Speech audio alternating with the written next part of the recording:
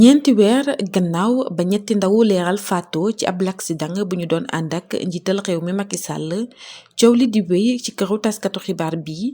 li ni mel tax sax ba ay ndaw yoo xamante ne ñoom ñoo fa doon liggéeyee daal di bàyyi teg ci génn ci réseaux sociaux yi di wax rek li nga xamante ne moom moo leen naqari. Dame Dieng di njiital leeral daal di génne ab publication boo xam ne da ci indi ay leeral ci tuuma yi nga xamante ne moom la Amina Sow daal di teg ci ab ndoddam gannaaw ba Mamadou Cissé nekkoon coordonnateur leeral xamle ne moom moo jëloon kii di Amina Sow ngir mu liggéey ci télé bi. Kii di Dame Dieng nag daal di dikkaat rek ne moom xamul yëgul tinul te mësul teg bët kii nga xamante ne moom moo di Amina Sow. Njiital leeral ne kii di Amina Sow lépp lu mu wax rek te jëmale ko ci waa leeral amul.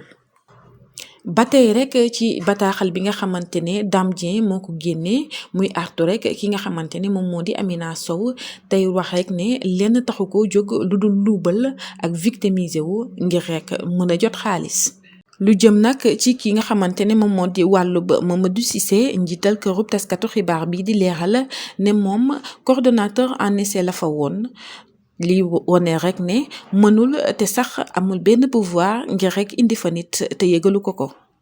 leeral directeur de publication la muy le PDG Dame Dieng moom mooy le PDG de leeral ci jamono ji ma fay nekk Dame Dieng moo nekkoon le PDG ak ki nga xamante ni moom mooy le coordonnateur général. coordonnateur général bi moom moo coiffé moom moo yore tout ce qui est programme. moom moo yore aussi tout ce qui est personnel moom moo koy gérer mais aussi moom mooy gérer li nga xamante ni moom mooy rédaction bi loolu moo nekkoon tâche coordonnateur général. donc c'est le PDG ak le coordonnateur général moo am secrétariat bi moom moo gérer li nga xamante ni moom mooy les papiers administratifs et tout ak ki nga xamante ni moom moo gérer xaalis bi kooku moom mooy ñoom ñoo nekk ci li nga xamante ni moom mooy organisation leeral. ak journalistes yi ak animateurs yi ak ñi nga xamante ni moom mooy gardien bi. laataa may ñëw Dame moo doon recruter directement te ba tey mooy recruter directement mais jamono ji ma fay nekk man aussi j'avais la latitude nit ñëw waxtaan ak man ci benn concept émission wala ma soxla journaliste mais ne ko soxla naa journaliste wala diw ñëw na fi nee na lii ak lii on le prend mu ne ma on le prend donc y avait pas de directeur des ressources humaines. critères yi nga xamante ne man moom laa doon ci lañ doon basé wu mooy compétence d'abord ndax li ngay wax mën nga ko parce que tey nit mën na ñëw ne la dama am benn concept émission bu ma bëgg a def présenter la ba pare ne la am naa ay partenaires mais balaa ngay jël concept boobu wala balaa ngay jël kooku noonu il faut nga xam ndax moom mën na li muy def wala mënu ko vous voyez. donc am na ci ñoo xamante ne ñëw nañ ci man jamono ji ma fa nekkee waxtaan ak ñoo man. pour def dara pour bokk ci li nga xamante ni moom mooy groupe bi jël nañ leen am na ñoo xamante ni jëluñu leen am na ñoo xamante ne ñëwuñu vers moi man maa dem vers ñoom xam ne ñoom mën nañ lii parce que loolu manqué na fi ma dem jëli leen indi leen fi donc ñu ngi fa ba tey. bi ma fay nekk ñi fa nekk am nañu salaire je te dis salaire mooy chaque weer dinañ leen fay journalistes yi dinañ leen fay animatrices yi am na ci ñoo xamante ni dinañ leenu fay. am na ci ñoo xamante ni ay stagiaires lañu am na ci ñoo xamante ni bañ fa ñëwee léegi yàgg na mais contrat boo xamante ni bind nañ ko sur papier mu lié employé bi ak ki nga xamante ni moom mooy l'entreprise man gisuma ko fa de mes yeux. man j'étais le coordonnateur général man mii di wax ak yow contrat moral moo ma fa téewoon donc contrat moral bi bi ñu waxtaanee man ak Dame Dieng man dama déposé woon en tant que journaliste reporter d'image JRI parce que loolu la mu ne ma li ma soxla mooy.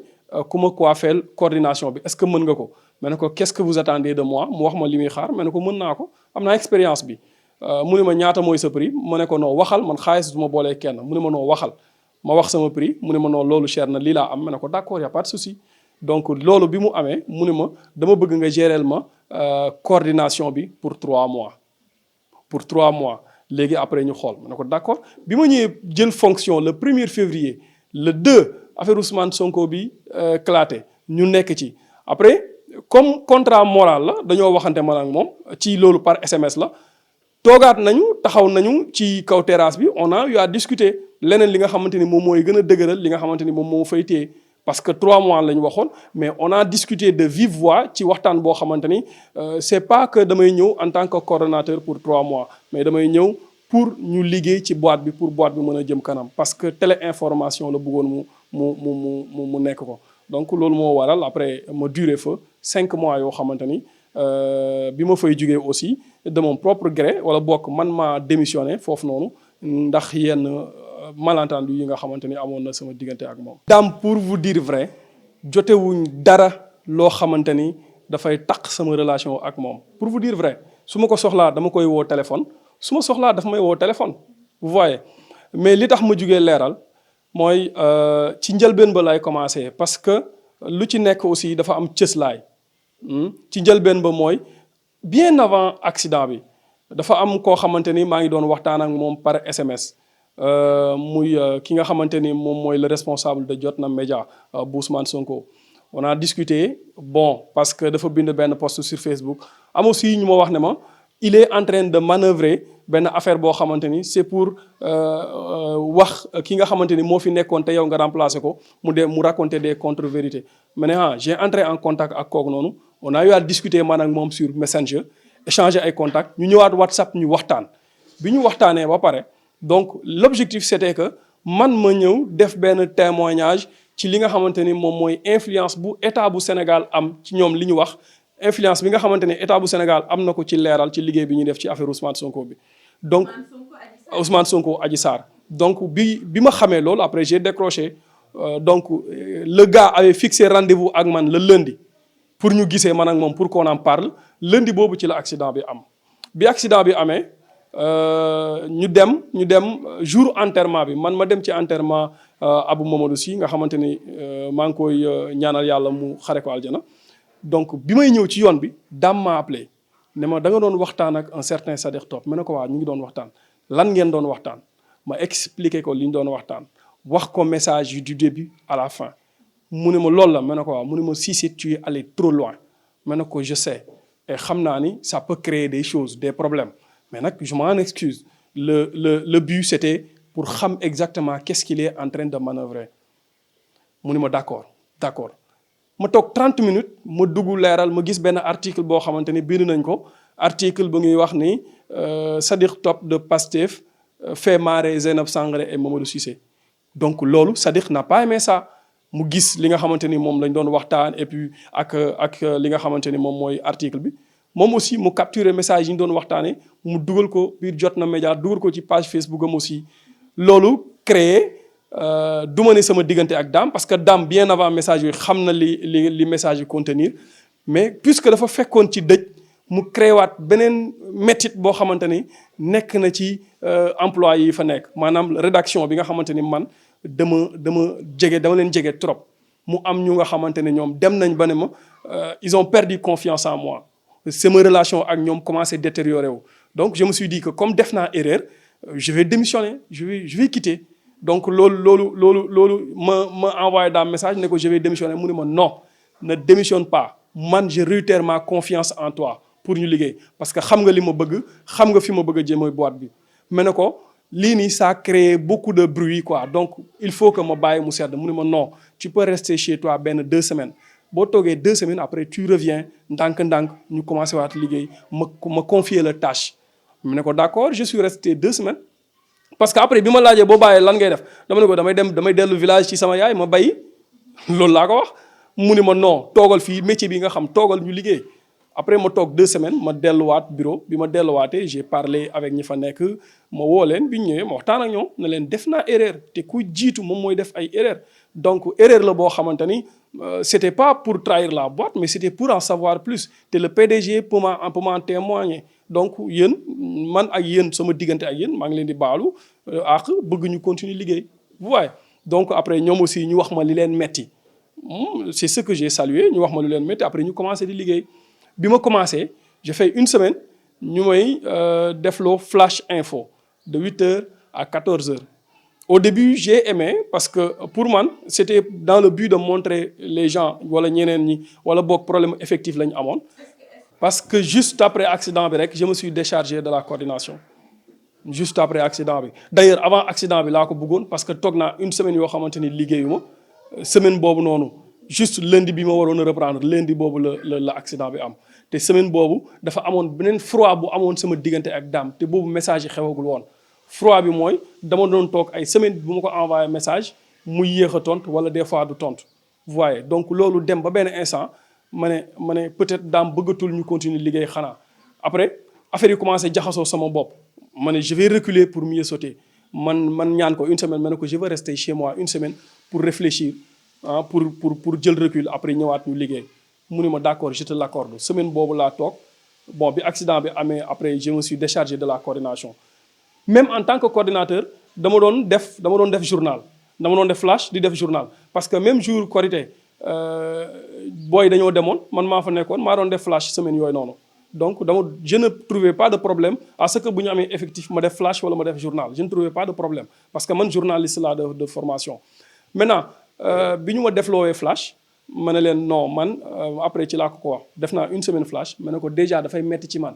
parce que je ne dors pas la nuit donc pour jugee ginnaaw raay di ñëw au bureau à 7 heures wala def flash 8 heures wala 6 heures du matin fekk le bureau dafay metti benn ñaareel ba je ne suis pas présentateur flash je suis journaliste reporter d'image mu ne ma flash rek nga mën a def ma ne ko non bul ma programmer flash mu capturer message bi envoyé ko Dame dugg ci groupe bi wax ne su ma deful flash lan laa mën a def pour leeral bon affaire yi commencé bugguma mu indi ay coow lu bari donc mu ne nañ ma programmer flash parce que moom amatul confiance ci man et il a raison wax amatul confiance ci man amatuma confiance ci yow donc il faut ngay def flash rek nga mën a def comme man flash rek laa mën a def foofu donc ma bind lettre de démission ma envoyé ko ma ne ko c'était un dimanche ma ne ko maa ngi jégalu et puis di la remercier aussi ci soutien bi nga xamante ne apporté nga ma ko quoi. oui peut-être mën na jugee foofu mën na jugee feneen fu mu waxul mën na jugee foofu mën na jugee feneen fu mu waxul parce que xam nga nit ki quand tu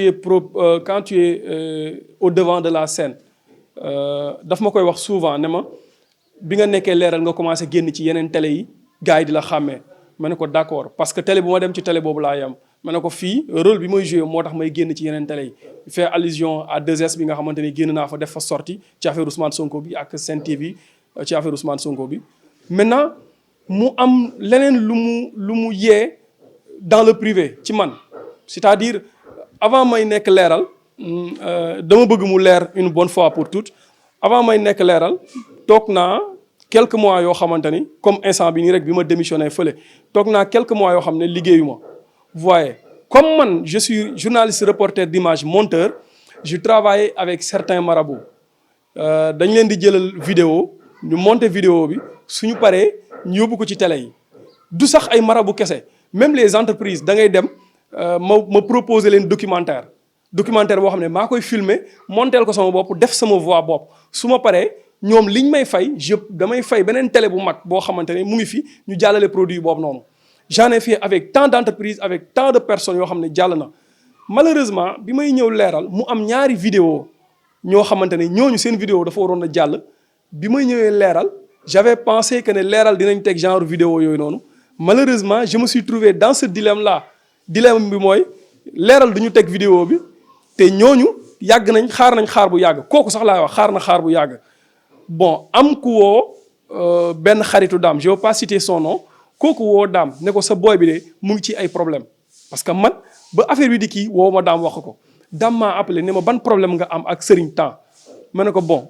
vidéo am laa yor ma waroon koo jàllale mënuma koo jàllale je suis dans l'obligation ma fay ko xaalisam dama ko ñaan bu weer bi dee su ma fayee ko ma fay ko xaalisam mu ne ma non je vais pas faire passer la vidéo pour nga régler sa problème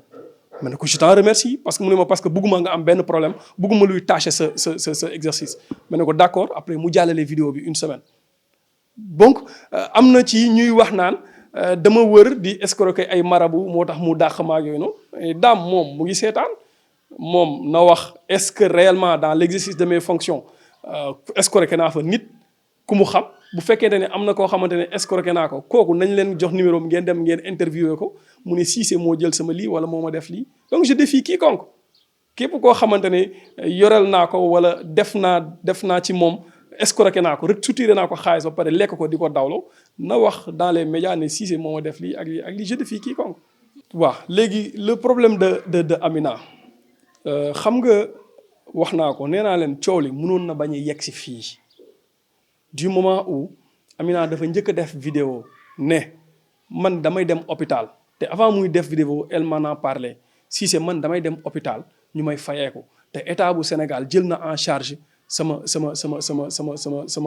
faj mu ne ko loolu de bu fekkee am na il faut nga laajte sa entourage ba pare bon mu ne ma wax naa ak daam mais daam daf ma bloqué fu ma laajtee loolu lañ may wax état bu Sénégal jël na ma en charge damay def vidéo je ne sais pas loolu peut-être ñoom ñaar la seen problème personnel la parce que ñoom ñaar doon nañu échanger après parce que je vous rappelle que ni l'homme de confiance de Dame c'est le frère de Amina frère am la ci kër Amina la nekkoon donc loolu ñoom ñaar seen problème la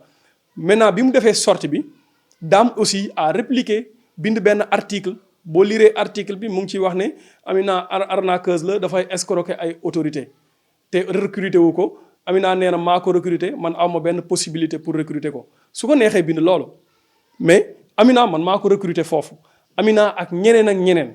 les correspondants des régions man maa leen fa indi am na ñeneen ñu nekk biir leeral man maa leen fa indi parce que tout simplement ñooñu dañoo apporter plus pour leeral te bi ma ko waxee ne ko ñii dañuy apporter plus pour leeral il a accepté am na ñoo xam ne accepté wu leen am na ñu may seetaan ñu bari ñoo xamante ne ñëw nañ toog ak man ne dañoo bëgg a rejoindre leeral indi seeni produits daam ne ma ñooñu noono ma ne leen ñooñu ma bloqué leen bari na ñoo xamante ni def nañ demandé nañ emploi jëluñu leen parce que Dame n'a pas aimé donc ñu fa ñëw Amina bi mu fay ñëw j'ai appelé Dame ma ne ko dafa am benn Dame bu tudd Amina Sow expliqué ko li Dame bi bëgg yëpp social la bëgg a def mu ne ma kooku social ci mbir mi la bokk léegi émission bi nañ ko tuddee leeral dimbalante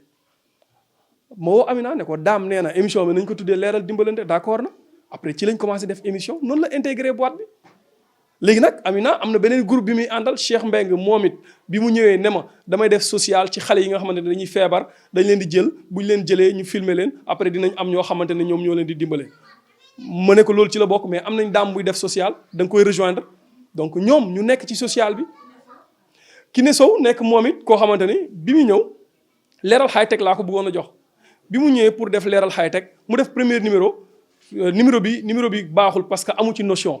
Pa Omar ne ma kii de li nga ko jox bëgg na ko mais mu amu ci notion donc su ma sañoon da nga koy jox leneen ma ne ko comme amoo notion ci loolu noonu nañ def test ci mbirum entrepreneuriat parce que am na agence yu fi nekk yoo xam ne bëgg naa ñu nuyu partenariat ak ñoom ci mbirum entrepreneuriat donc ci cadre boobu noonu la ñëwee pour ñu liggéey parce que moom CVM la ma jox ne ma beneen télé la jóge ma xam ne moom mën na ma apporter dal moom it ma indi ko mais du 3 yooyu kese bëri na ñoo xamante ne ñu ngi biir leeral man maa leen fa indi maa leen recruter am na ñoo xamante ne man maa dem ba seen kër jëli leen ne leen ñëw leen ñu liggéey leeral biñ ñëwee def nañ liggéey boo xamante ne Dame daf ko saluer te ñooñu bokk nañ ci homme de confiance u Dame yi te ñooñu ba léegi ñu ngi liggéey ñooñu ba may jigéey leeral laa leen gëj a dégg ba tey parce que du ma influencer benn liggéey li ma ñoroon jamono jooju mooy que leeral soit une télévision boo xam ne c'est une télévision informative te ñëpp dégg ko et je pense que la majeure partie de mon objectif atteindre naa ko foofu noonu man maa ko recruter avant muy ñëw Dame waxtaan naa ci ak moom téléphone ba mu ne ma émission bi tuddee ko leeral dimbalante ma jël émission bi tuddee ko leeral dimbalante mu jël ay cas ku feebar ñu dem filmer la bu ñu la filmer am na ONG yoo xamante ne wala am na des personnes yoo xam ne ñoom ñoo lay jël en charge cas yi ñu jël yëpp jël nañ leen en charge ba faj leen kenn moo ci décédé. tout récemment sànq rek woo na ma ne ko Dame Dieng mu ne ma waaw ma ne ko je ne raconterai jamais de contre-vérité sur toi duma la mos a fenal parce que tu as été mon PDG yow yaa ma employé te tu as beaucoup fait pour moi il a beaucoup fait pour moi parce que lu bari daf ma ci doon dimbale ci lu baree nag ci côté xaalis ci côté soutien moral ci côté lépp en tant que bi ma fa nekkee daf ma ci doon jàppale donc secret professionnel xam nga le Sénégal souvent dama koy wax dama naan ñiy nekk ministre ba pare génn di weer li nga xamante ne moom lañ doon liggéey man ñooñu boo leen joxee réew mi dañuy taal réew mi wala boog duñ ci def lu baax secret professionnel dafa am su ma àndoon ak Dame Dieng wala ma nekkoon leeral di liggéey am liggéey yoo xamante ne maa ngi koy liggéey même su ma génnee du ma ko wax nee naa ko man ak yow mosuñoo ànd dile man ak Dame mosuñoo ànd dile wala mu dilloo ma wala mu defloo ma benn dil wala mu waxloo ma loo xamante ni naka sudul noonu la toutes les sorties yi ngeen mës a gis ci télé yi maa jël sama initiative bopp ma génn ma waxal ko sama bopp te lépp lu ma wax ci télé bi loolu moom moo am wax naa ci interview ba le passé nee naa wax naa ne Dame mosul am influence ci liggéey bi ñu doon liggéey foofu noonu biir leeral ci jamono ji ma fay nekk ba bi may def vidéo bi Dame amul woon influence ci liggéey boobu noonu. dans l'exercice de mes fonctions amul benn ministre wala directeur général wala koo xamante ni am na influence ci nguur gi ku may wax ne ma doxaleel nii wala inviteel nii. au contraire opposition bi dem nañ ba benn instant ku ma ci woo doo ma jël doo nangoo ñëw suñu plateau. j'en ai parlé à Dame ma ne ko opposition bi day bañ nañu mu ne ma garaawul dinaa fexe ñu am ñeneen ñoo xamante ne dinañ leen mën a invité. donc ñu ci bari jàppoon nañ ni am na ci benn paa boo xamante ni barki dem bi ñuy waxtaan daf ne ma man dama yaakaaroon ne li ngay def yaa ko tey biir leeral ba pare di dof-doflu mu ne ma mais affaire bi am na dil ci suuf ma ne ko diloo ñàkk dil man leeruma li ma leer mooy li tax coow li bari leeral yëpp mooy dem bi ñu dem kër ñoom Adji Sarr ak diffusion bi ñu diffuser interview Adji Sarr bi mais loolu amul benn influence wallahi lazim amuñu benn influence man boog personnellement amul benn ministre wala benn directeur général boo xamante ne woo na ma ne ma doxaleel nii wala jaaral fii wala defal fee wala tegal lii. bu ñuy influencer tamit peut-être Dame la ñuy influencer wala keneen mais man influencer wuñ ma ñi nekk biir leeral di fa liggéey les reporters influencer wuñ leen les présentateurs influencer wuñ leen te Dame ba ni ma fay nekk ba di fa jugee Dame mosuma wax ne ma demal nga jël diw demal nga interviewer diw Dame mosuma koo wax. man maay jël sama initiative bopp ne ko war nañoo def lii mu ne ma tu as les moyens de le faire wala mu ne ma je t'envoie de l'argent pour le faire maanaam carburant ak affaire yooyu noonu. dem kër ñoom Adji Sarr bi maa ne ko gars yi ñu ngi def ay audio di envoyer kenn xamul kan mooy famille Adji Sarr est-ce que duñ dem village yu Adji Sarr mu ne ma c'est une très bonne idée donc dem kër Adji Sarr bi man maa ko sooxe interview Adji Sarr bi biñ demee aussi ba interview ko. ba mu ne ma ba maître El Hadji Diouf ne mën ngeen ko jàllale ñu wax téléphone mu ne ma lu Adji Sarr wax ma ne ko lii ak lii ak lii mu ne ma léegi nag ma ne ko gars yi de nee nañ duñ ko jàllale mu ne ma dañ koy jàllale ñun ma ne ko bien sûr nañ ko jàllale pourquoi ñuy ragal pour jàllale ko ci jouru déclaration Adji Sarr boobu. mais xam nga dañuy fàtte ne Ousmane Sonko moo njëkk a def déclaration man j'ai appelé Ousmane Sonko bi plainte bi duggee le 2 bi ko journal Les Échos génnewee j'ai appelé Ousmane Sonko jotuma ko j'ai appelé un ami bu nekk foofu mu passe ma numéro chargé de com Ousmane Sonko bi ma ko Ousseynou lii jamono jooju ma woo Ousseynou na ma ñun amuñu benn déclaration buñ ciy def su fekkente ne dinañ ci wax pro dina def déclaration ma ne ko d'accord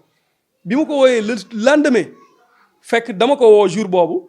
jotuma Ousmane Sonko jour boobu la njëkk def interview Adji Sarr bi Adji Sarr on a 2 interviews ci moom man bi ma fay nekk bu njëkk ba c'était le 3 xawma le 4 boobu Ousmane Sonko defagul déclaration première déclaration bi Ousmane Sonko defee première déclaration bi nag ci lañ bëggoon a jàllale interview boobu mais après ils ont dit que dafa am ay éléments enquête yu ci nekk buñ ko jàllale ñu denc interview boobu mooy interview bu njëkk ba en tout cas ils nous ont dit ça.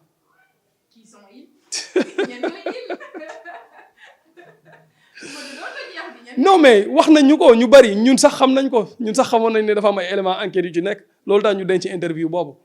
waaw. après deuxième bi ban ci bi ñu njëkk a def waaw boobu diffusé wuñu ko boobu jàllul deuxième bi nag ci la maître El Hadji Diouf convoqué quelques organes ñu ñëw foofu noonu def ak Adji Sarr interview ba bañ ko jëlee man maa ne bu ko kenn monté nañ ko jàllale noonu. moo tax ñu jàllalee ko noonu moo tax mu am yenn kii yi ngeen di gis noonu monté wuñ ci dara reçu noonu lañ ko jàllalee. bon man est-ce que Dame toll naa niveau ba koy jox conseil.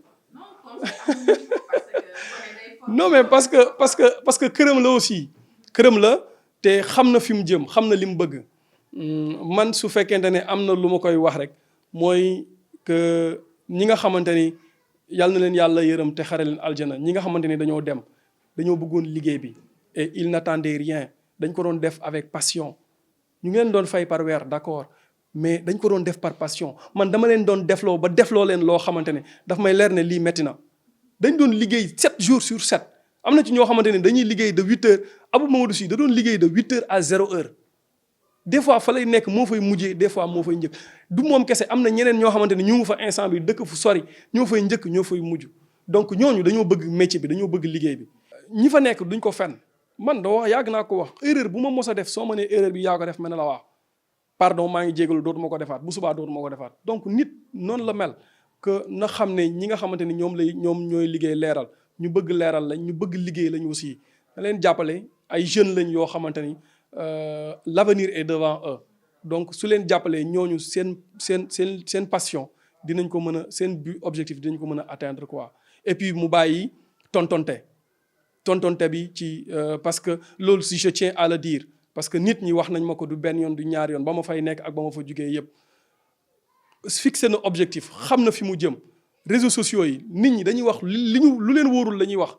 donc na bàyyi tontonte na liggéeyam mu bàyyi tontonte bi muy tontonte mu bàyyi defante bi muy defante quant à diggante moom ak Amina il faut ma wax ci bu ma sañoon mu bañ a indi ay polémique Amina dafa bëgg ñu jël ko en charge parce que li muy fay hôpital cher na bu ñu xalaat 2,5 millions wala 3 millions yi nga xamante ni joxoon nañ ko jox ko blessé ñaari blessé yëpp mais nañu xalaat ni dafa bëgg prise en charge nañu xool nuñ ko jàppalee pour mu faju parce que li muy fay hôpital nee na dafa cher donc man loolu rek laa am lu ma ciy wax di jégalu bu baax a baax ci kàddu yi bu fekkente ne am na nu mu ko gisee.